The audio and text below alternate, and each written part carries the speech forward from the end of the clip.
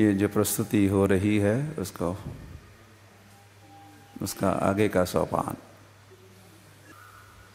ये मायापुर धाम के, ये मायापुर का दृश्य है।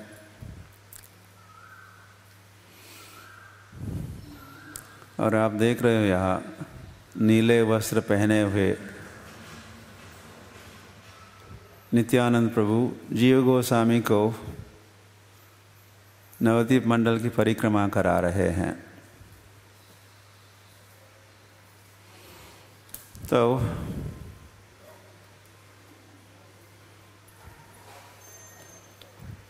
उस नवद्वीप में 4 संप्रदाय के आचार्य जब जब वे धरातल पर थे,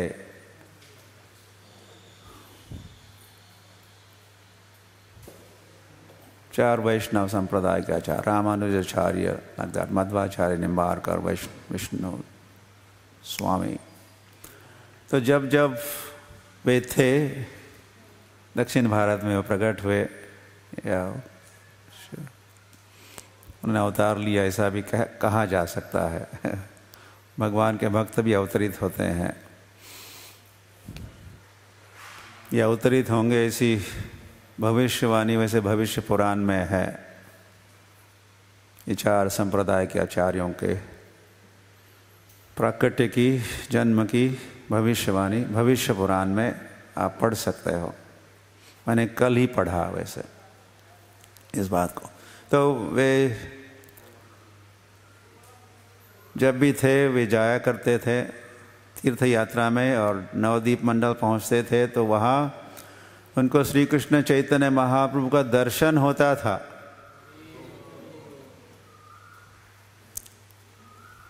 ये 500 वर्ष पूर्व की बात है। चैतन्य महाप्रभु तो प्रकट हुए 500 और कुछ ऊपर 31 वर्ष पहले, लेकिन उसके पहले चैतन्य महाप्रभु के प्रकट लीला के प्राकट्य के पहले ये आचार्य हुए हैं, चारों आचार्य।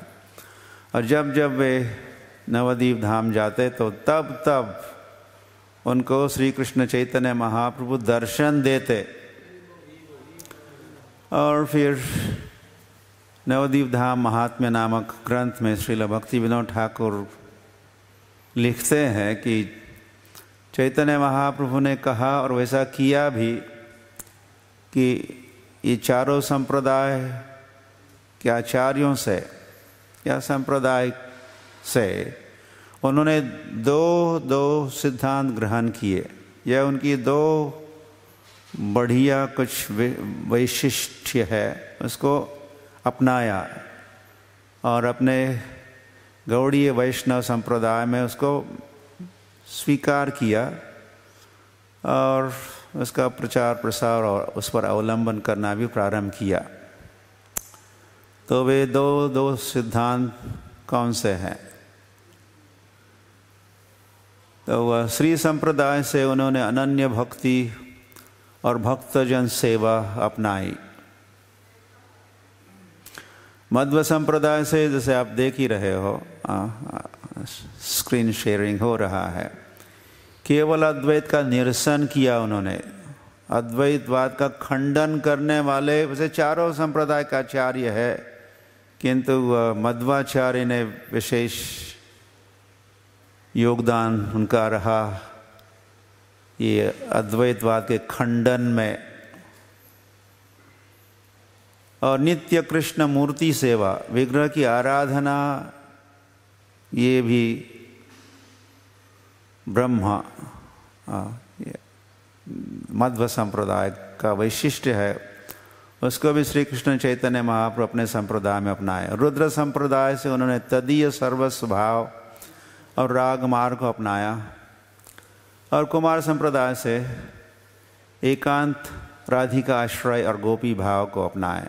अभी इसको आपको ऐसे स्वीकार करना होगा, अभी हम विस्तार से नहीं समझा सकते एक एक बात को। Okay, what is this? तो अब आगे बढ़ते हैं। साधना भक्ति जो हम करते हैं, तो आप देख रहे हैं, एक तो हर संप्रदाय की जो अच्छी अच्छी बातें, दो बेस्ट बातें, सिद्धांत या उनका कोई विधि विधान को चैतन्य महाप्रभु ने अपने संप्रदाय में उसको मिलाया,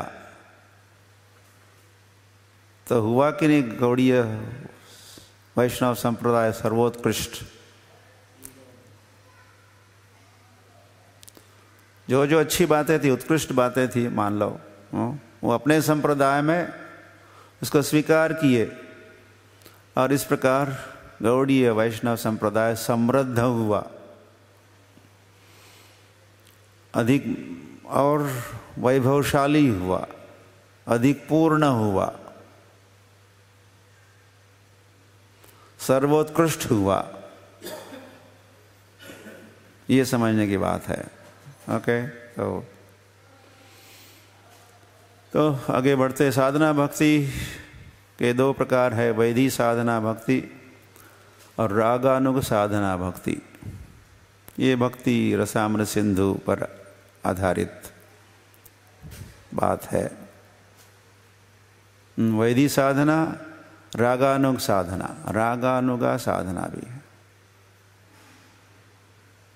इसमें तो कई सारा छिप जाता है। तो अब और संप्रदाय तो वैधि साधना में लगे रहते हैं, और गौड़ीय वैष्णव कौन सी साधना करते हैं? रागानुग साधना।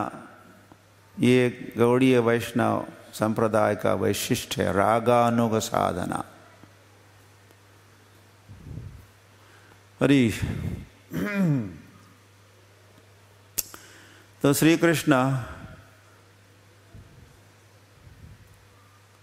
अपने गोलोक धाम में चिंतन कर रहे हैं, देख रहे हो। उनको प्रकट होना है धरातल पर, तो प्राकट्य के पहले भगवान सोच रहे हैं, या सम क्वेश्चंस, या प्रश्न है, विचार कर रहे हैं। तो ऐसा उन्होंने विचार किया। प्रेम रस निर्यास करिते आस्वादन, राग मार्ग भक्ति लोके करिते प्रचारन। ये चैतन्य चरितामृत आदि लीला 4:15 में लिखा है। और उसे चैतन्य महाप्रभु ने ये कहा। तो कृष्णा गोलोक में प्राकट्य के पहले सोच रहे हैं, मैं क्या करूँगा? प्रेम रस का मैं आस्वादन करूँगा, और राग मार्ग भक्ति का मैं प्रचार करूँगा। ऐसा कृष्ण ने सोचा गोलोक में, और ऐसा सोच के ही वे प्रकट हुए। वो प्राकट्य है श्री कृष्ण चैतन्य महाप्रभु की। भगवान सारा प्लानिंग करके प्रकट हुए। अब मैं जब प्रकट होऊंगा तो मुझे प्रेम रस, माधुर्य रस, माधुर्य लीला का आस्वादन करूँगा, और राग मार्ग भक्ति का अवलंबन, आचरण और प्रचार भी करूँगा।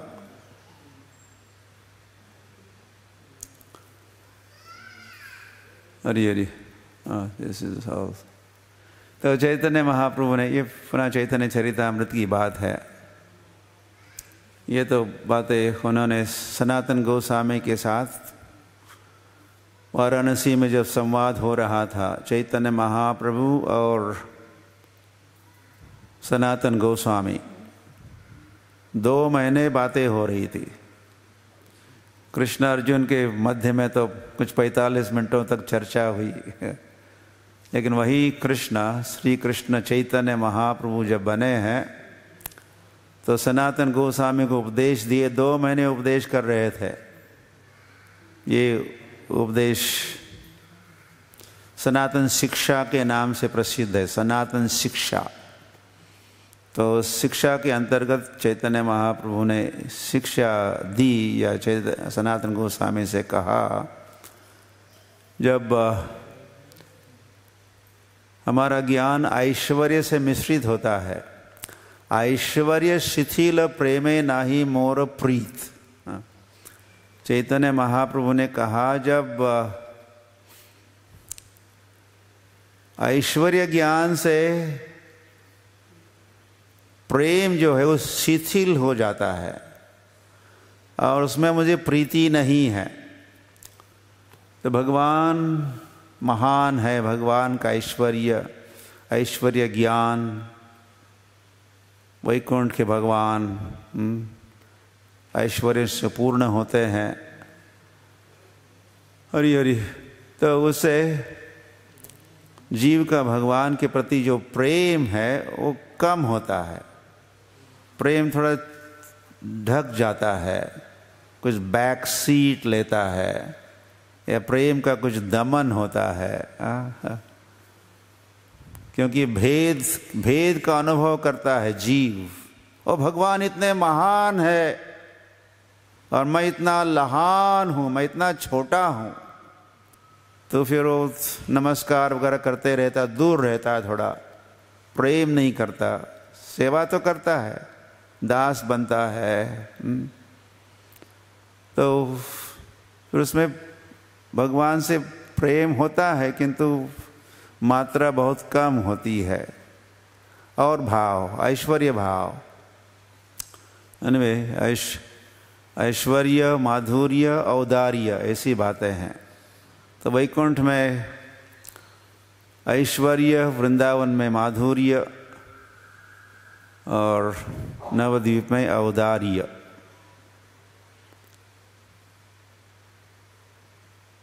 मोर पुत्र मोर सखा मोर पति, यही भाव यही मोरे करे शुद्ध भक्ति।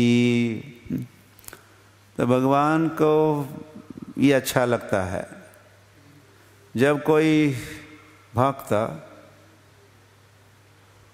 जीव भी होता है वो जब समझता है, चैतन्य महाप्रभु कह रहे हैं, ऐसा सोच के भी आए थे, जब गोलोक में तो ऐसा सोचे थे, अब सनातन गोस्वामी से कह रहे हैं वही बात कि जब जीव सोचता है, भक्त सोचता है कि मोर पुत्र, भगवान मेरे पुत्र है, भगवान मेरे सखा है, भगवान मेरे पति है, तो ये जो भाव है ये शुद्ध भक्ति है, ये प्रेमा भक्ति है। ये प्रीति से, प्रेम से, कृष्ण प्रेम जो हम कहते हैं उसे वो परिपूर्ण है ये भाव।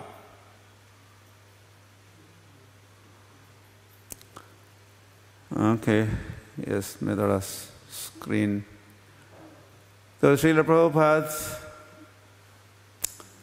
जब राधा दामोदर मंदिर में रहते थे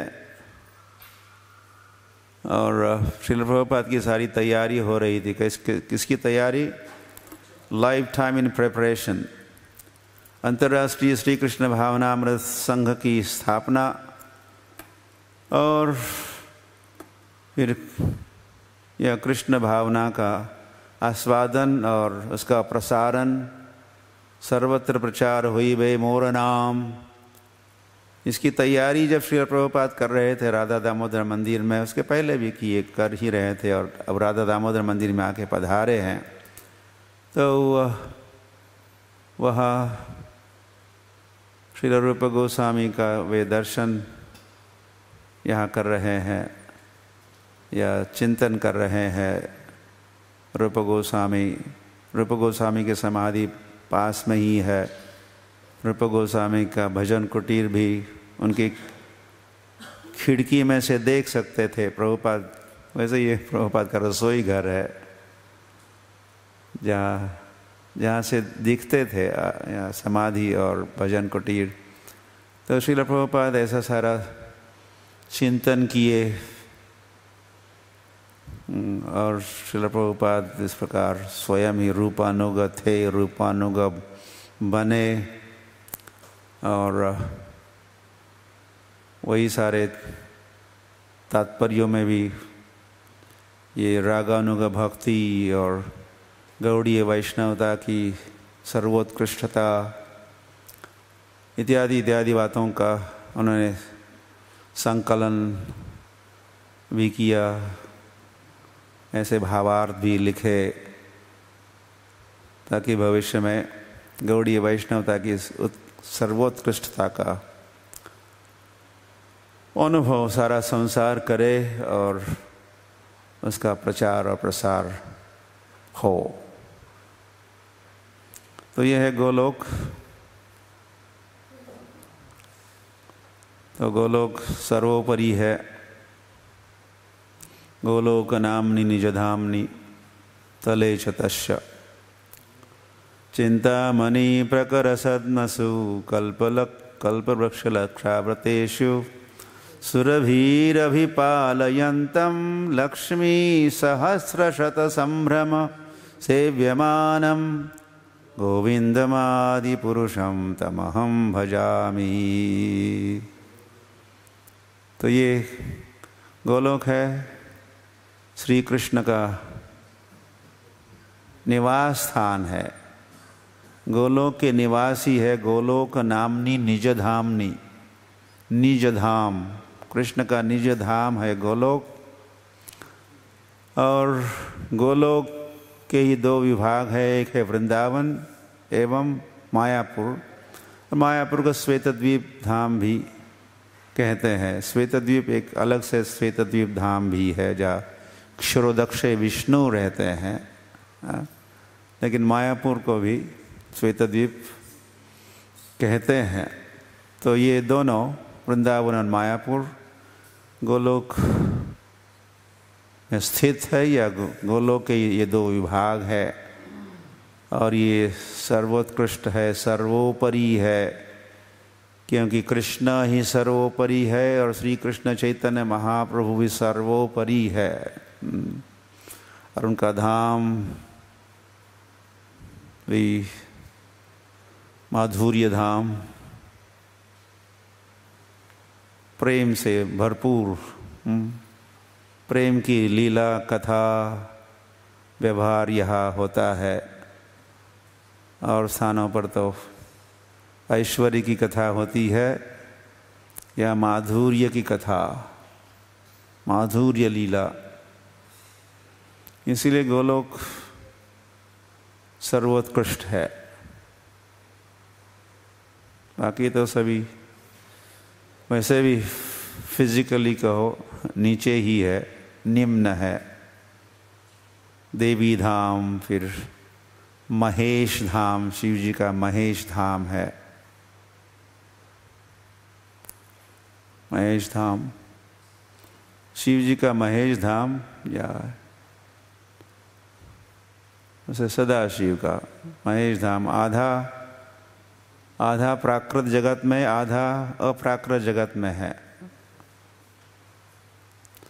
और फिर हरिधाम, जहाँ भगवान के कई सारे विस्तार अवतार वहाँ के निवासी है। फिर साकेत राम का अयोध्या धाम वैकुंठ से भी ऊंचा है और उससे ऊंचा है गोलोक धाम।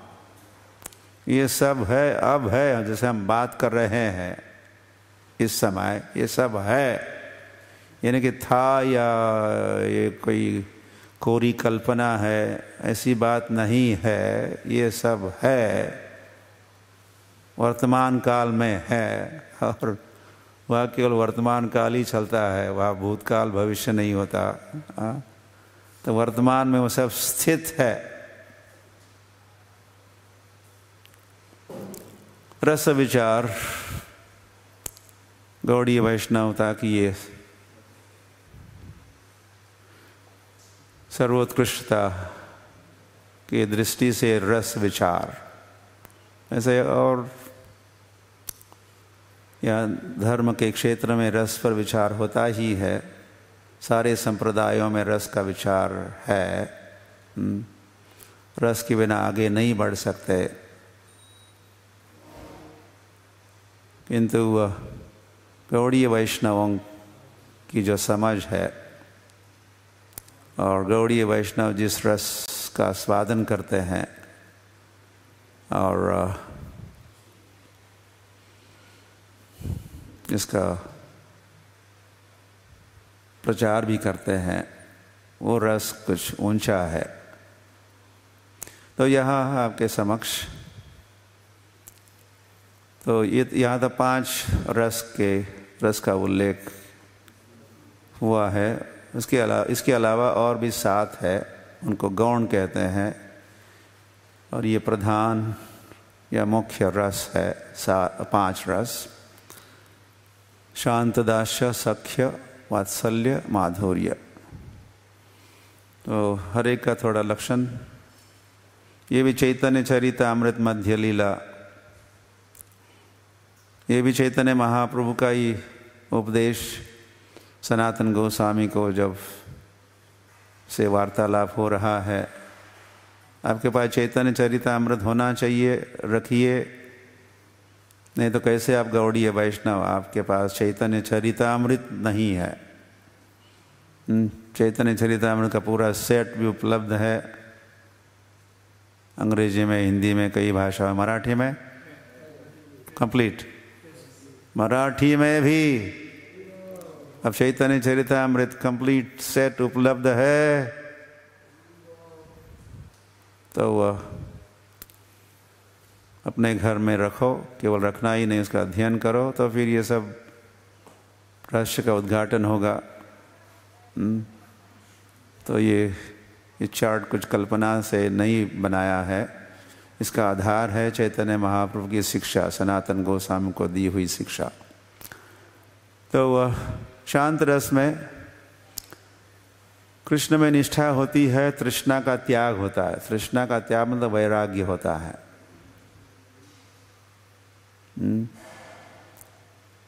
मतलब कृष्ण में आसक्ति और संसार में अनासक्ति, राग विराग की बात है। तो कृष्ण निष्ठा तो आप जैसे देख रहे हो, सभी रसों में कृष्ण निष्ठा मिलेगी आपको, और तृष्णा त्याग भी सभी में है। This is like that, it's easy. तो दास्य की ओर हम आगे बढ़ते हैं तो कृष्ण निष्ठा तो होती ही है। तृष्णा मतलब मांग या चाह, या संसार के चाय नहीं, आशा पाश शतैर बद्धई वाली बात है। आशा के पाश का त्याग, और दास्य भाव में सेवा प्रारंभ होती है। सेवा भाव। शांत रस के भक्त केवल शांत ही रहते हैं, जस्ट वो रहते हैं, वो कुछ करना नहीं चाहते भगवान के लिए। या इच्छा तो होगी या विचार तो करते होंगे, लेकिन आगे कुछ कदम नहीं उठाते, कुछ हिलते डुलते चलते घूमते फिरते भगवान के लिए ऐसा कुछ नहीं करते। पत्रम पुष्पम फलम तोयम भी नहीं करते। लेकिन दास्य भाव में सेवा की प्रधानता, या सेवा एडिशनल हो गई शांत रस से। शांत रस और दास्य रस में अंतर सेवा का है। साख्य रस, ये तीनों भी है ही, कृष्ण निष्ठा, तृष्णा त्याग, सेवा, और विश्रम्भ कहते हैं, विश्रम्भ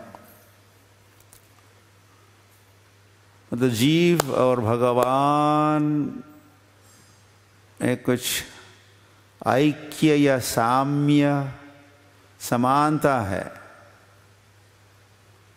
इसका अनुभव करता है जीव, ऐसा उसका भाव होता है। तो यही पर आ गया फिर अचिंत्य भेद, अचिंत्य भेदा भेद, भेद है और भेद नहीं है। तो जीव अनुभव करता है, अभेद का अनुभव करता है। मुझ में और भगवान में भेद नहीं है, मैं उन्हीं का हूं, मैं उन्हीं का तो हूं, तो भेद नहीं रहा। फिर अपनापन या लाइक दैट, विश्रम्भ, विश्रम्भ सख्य। फिर वात्सल्य की ओर आगे बढ़ते हैं तो ये चारों सख्य रस के सारे लक्षण है, और एक एडिशनल हो जाता है पालक ज्ञान। पालक समझते हो?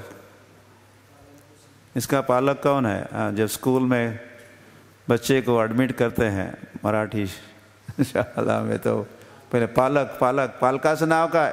हाँ, कौन पालक? कौन पालन पोषण करता है तुम्हारा? पालक। तो जीव सोचता है भगवान का मैं पालक हूं।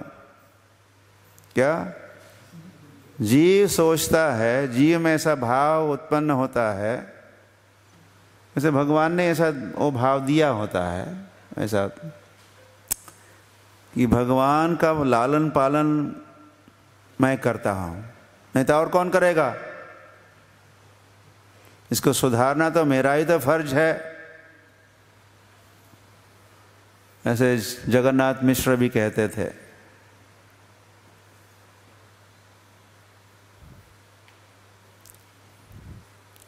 और माधुर्य रस, इसमें और रसों के सारे लक्षण के साथ एक और अधिक लक्षण है निजांग दान। निज अंग दान मतलब सर्वस्व समर्पण, या हो गया सर्वधर्मान परित्यज्य। तो और रसों में कुछ तो रिजर्वेशन, कुछ तो अपने पास ही रखते हैं, या पूरा समर्पण नहीं है, कुछ त्रुटि है, कुछ अभी शॉर्टफॉल है। हाँ, लेकिन ये माधुर्य रस में 100%, और निजांग अपना अंग भी, सर्वांग का दान भी माधुर्य रस में होता है।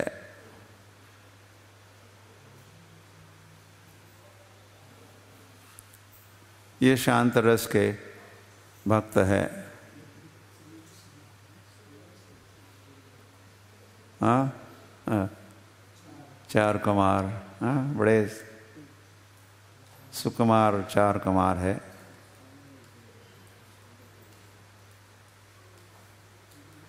हरी हरी।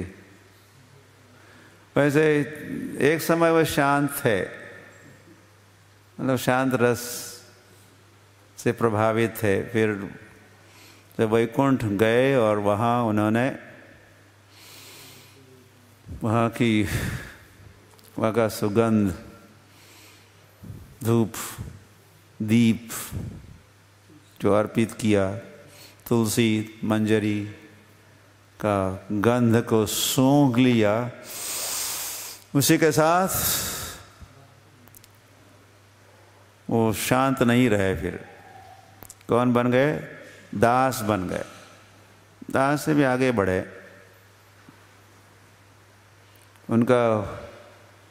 उनका उद्धार हुआ, उनकी उन्नति हुई केवल भगवान को सूंघने से। फिर जो भी सौरभ है या गंध है वैसे भगवान का स्वरूप ही सुगंधित है। फिर वो फूलों में गंध है या कई भी गंध है, वो गंध का स्रोत भगवान का स्वयं का स्वरूप ही है। पृथ्व्या पुण्यो गंधो पृथ्व्याम च, भगवान का है। पृथ्वी में जो पुण्य गंध है वो मैं हूँ। तो भगवान ने इस प्रकार अपना खुद का ही अपने स्वरूप का गंध पृथ्वी में, फिर फूलों में, फिर इसमें उसमें, धूप में मतलब अगरबत्ती में या जो भी, हरी हरी, तो वह उसको सूंघ लिए तो ये शांत रस के भक्त दास भक्ति को अपनाया या प्राप्त किए। तो ये दास्य रस, वैकुंठ में दास्य रस की प्रधानता है। और वैकुंठ तो वैकुंठ प्लैनेट्स है, वैकुंठ लोक है, कई सारे असंख्य लोक है वैकुंठ लोक। तो वह सर्वत्र दास्य रस का प्राधान्य है। वहाँ खूब भगवान की स्तुति और गान और आराधना, मन्मना भव मद भक्तो मद्याजी माम नमस्कुरु नमस्कार इत्यादि बहुत चलते रहते यहाँ वैकुंठ में, दास्य रस, दास्य भाव में।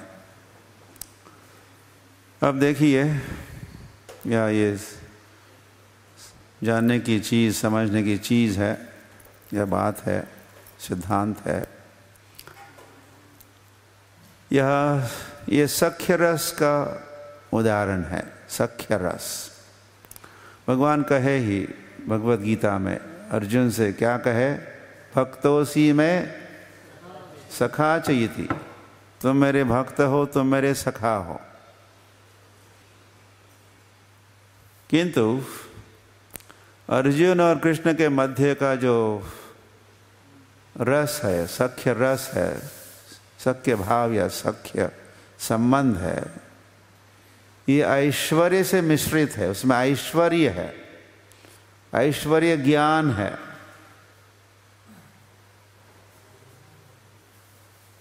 यह जब विराट रूप देखे, जैसे यहाँ अर्जुन देख रहे हैं,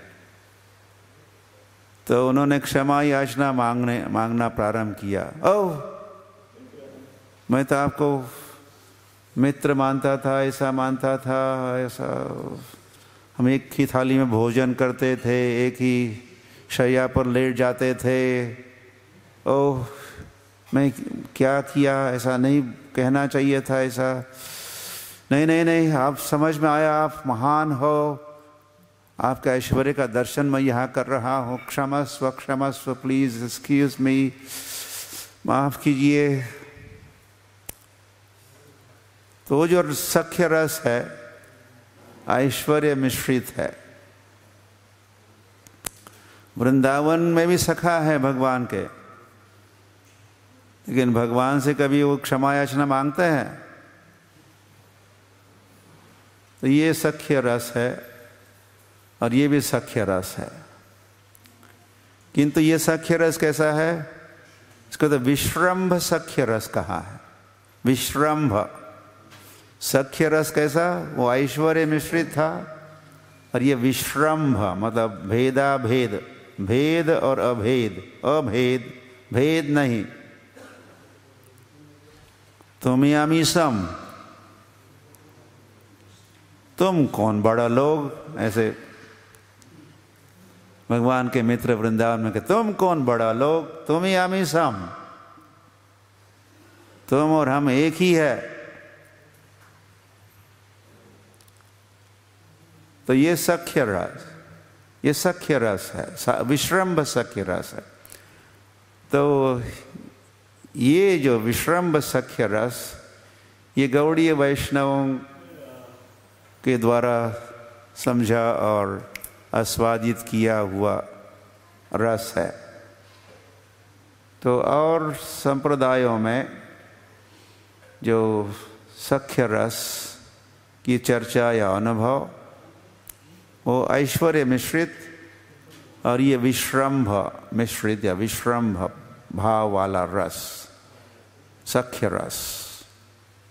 तो इस प्रकार गौड़ीय वैष्णवता की उत्कृष्टता रस विचार से भी सिद्ध की जा रही है। और अभी वात्सल्य रस, हम लोग दास्य, शांत दास्य भी देखे, और अभी सख्य, वात्सल्य, माधुर्य, 3 और भी बचे। तो ये तो विश्रम्भ जो तो विश्रम्भ,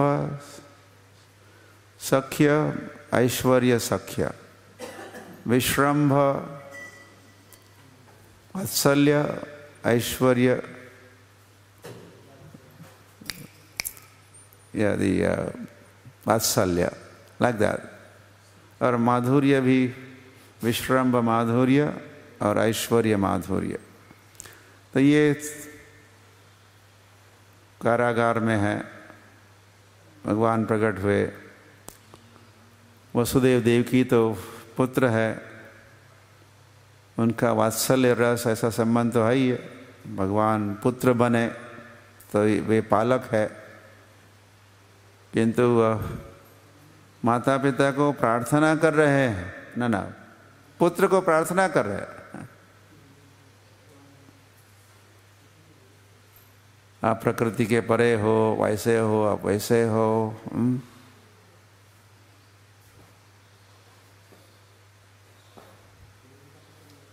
तो ये वात्सल्य रस तो है, लेकिन ऐश्वर्य मिश्रित वात्सल्य रस है, और ये विश्रम्भ वात्सल्य रस है।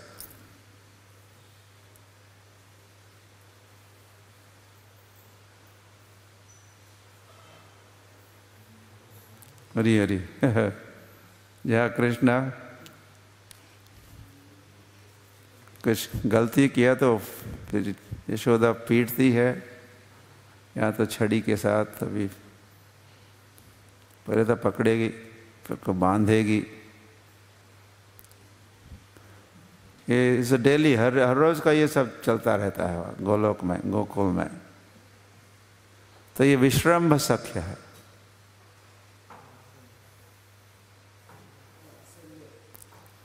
या विश्रम्भ वात्सल्य है।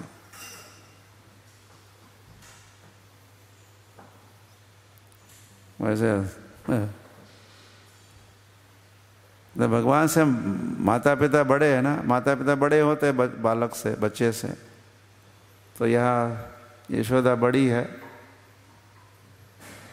बाल कृष्ण से, नंद बाबा, और फिर सभी बुजुर्ग भी, जो बुजुर्ग गोपिया गोप है, उनका भाव भी ऐसा ही है, विश्रम्भ वात्सल्य रस। तो केवल नंद और यशोदा का ही वात्सल्य नहीं है कृष्ण के प्रति, वृंदावन का हर गोपी, बड़ी गोपिया, बड़ी उम्र वाली बुजुर्ग गोपिया और बुजुर्ग एल्डर गोपस, उन सभी का विश्रम्भ वात्सल्य रस का वे आस्वादन करते हैं, ऐसा अनुभव करते हैं।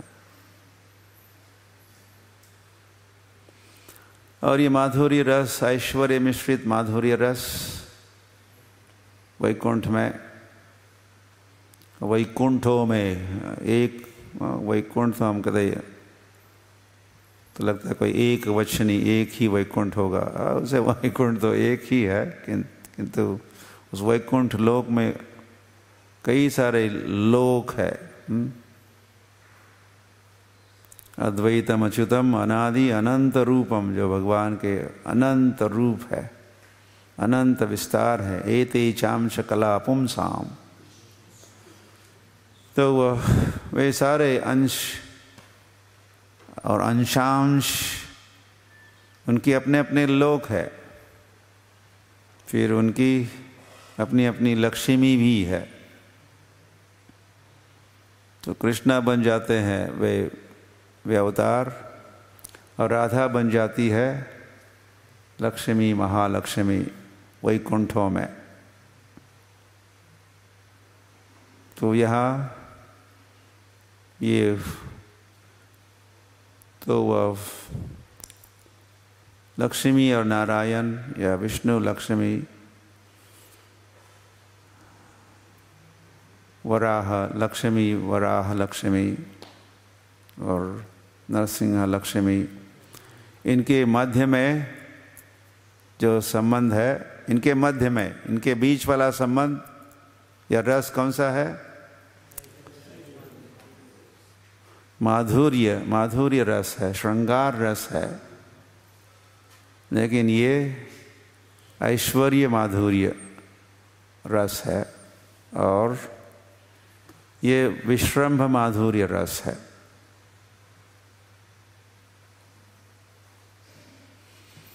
तो हर वैकुंठ में वैकुंठपति नारायण या नरसिम्हा या विष्णु या वामन, उनकी अपनी अपनी एक एक लक्ष्मी होती है। हर वैकुंठ में एक एक लक्ष्मी। किंतु वृंदावन में कितनी लक्ष्मियां? लक्ष्मी सहस्र शतसंभ्रम सेव्यमानम, लाखों करोड़ों लक्ष्मियां, महालक्ष्मियां, गोपियां। वैसे उनको लक्ष्मी तो कहा है, लेकिन है वे गोपियां है। लक्ष्मी के स्तर की नहीं है। वैकुंठ में होती है लक्ष्मी, या वैकुंठ की गोपी को कहते हैं लक्ष्मी, और वृंदावन के लक्ष्मी को कहते हैं गोपी।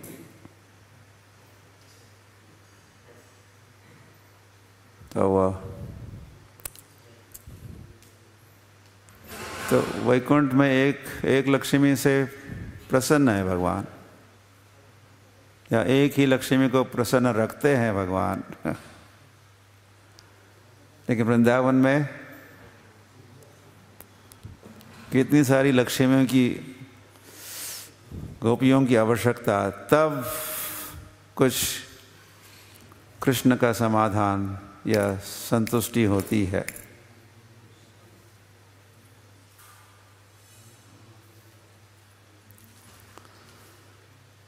तो यह है विश्रंभ माधुर्य रस। Okay, let us stop.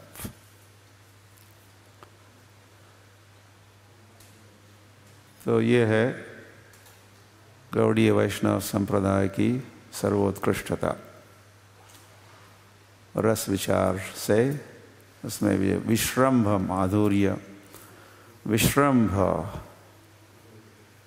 वात्सल्य, विश्रंभ सख्य, ये विशेषताएं हैं, ये वैशिष्ट्य है, ये सर्वोत्कृष्टता है गौड़ीय वैष्णव संप्रदाय की। जिस संप्रदाय के आप अभी सदस्य बन रहे हो या भक्त बन रहे हो, तो समझ जाओ अपने संप्रदाय को, अपनी परंपरा को भली भांति, और फिर कहोगे, गर्व से कहोगे, हम गौड़ीय वैष्णव हैं। इसके समक्ष तो गर्व से कहो हम हिंदू है, कुछ नहीं है, तुच्छ है। हिंदू तो तुच्छ है, ये उच्च है, सर्वोच्च है। Hari Hari. Okay, so will continue, आगे बढ़ेंगे।